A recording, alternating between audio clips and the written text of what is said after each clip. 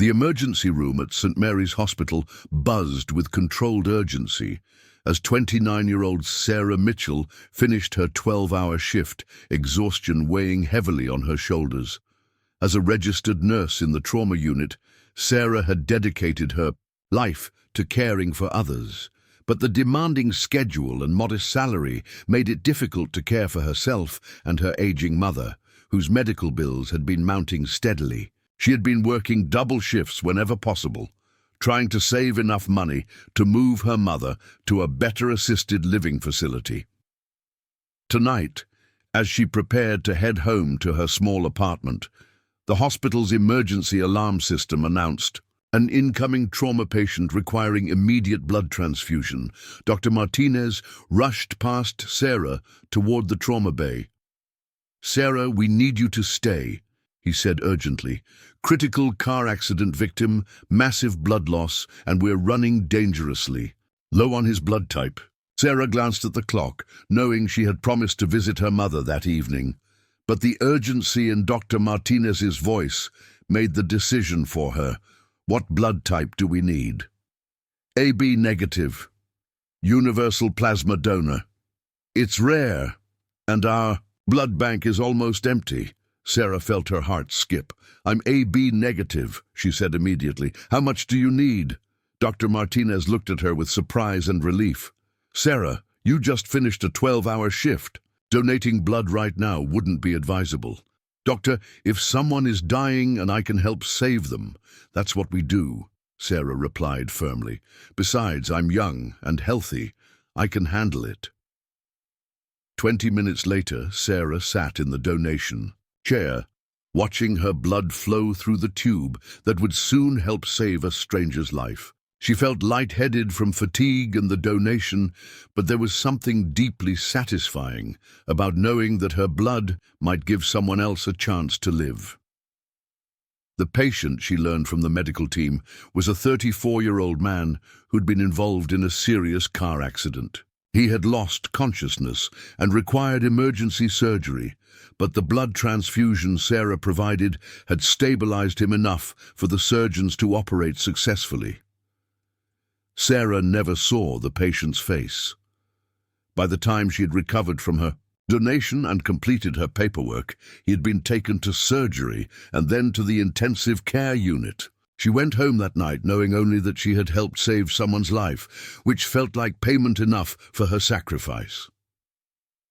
3 weeks later, Sarah was working her usual morning shift when the unit secretary approached her with a puzzled expression. "Sarah, there's a man here asking to speak with you specifically. He says he has something important to discuss, but he's not a patient or family member." Sarah looked up from her patient charts, curious about who might be looking. For her, in the family waiting area, she saw a man in an expensive navy suit who appeared to be in his mid-30s. He had dark hair and was holding a small bouquet of flowers, standing next to a little girl who appeared to be about 5 years old. "Are you Sarah Mitchell?" the man asked as she approached, his voice carrying a mixture of nervousness and gratitude. "I am," Sarah replied. "How can I help you?" The man extended his hand. "My name is David Harrison, and this is my daughter Emma. 3 weeks ago, you saved my life by donating your blood during my emergency surgery." Sarah felt her breath catch as she realized she was meeting the patient whose life she had helped save. "Mr. Harrison, I'm so glad to see that you recovered. How are you feeling?" David's eyes filled with emotion. "I'm completely recovered, thanks to you. The doctors told me that without your blood donation I might not have survived the surgery. You gave me the chance to come home to my daughter." Emma stepped forward and handed Sarah the bouquet. "These are for you, Miss Sarah. Daddy says you're the reason he's still here to take care of me." Sarah knelt down to Emma's level, accepting the flowers with a heart full of warmth. "Thank you, Emma. These are beautiful. I'm just happy your daddy is okay." David looked at Sarah with an expression of profound gratitude. "Sarah, I hope this doesn't sound presumptuous, but I've been doing some research about you since I learned your name.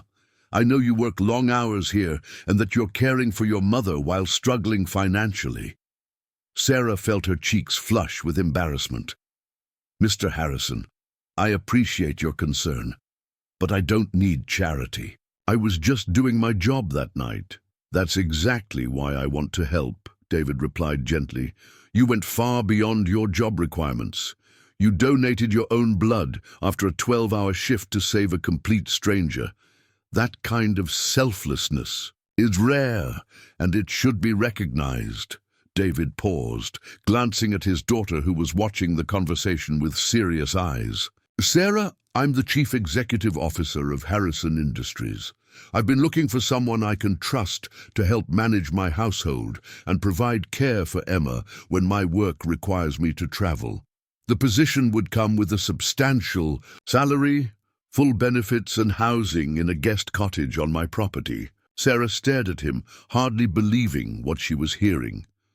"Mr. Harrison, that's incredibly generous, but I don't understand why you would offer this to me." David's expression grew serious.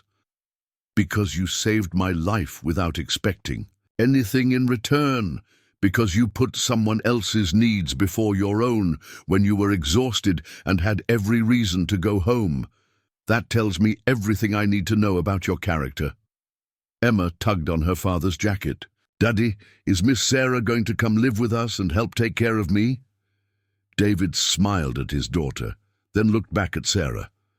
"That would be up to Miss Sarah, Emma, but I hope she will consider it."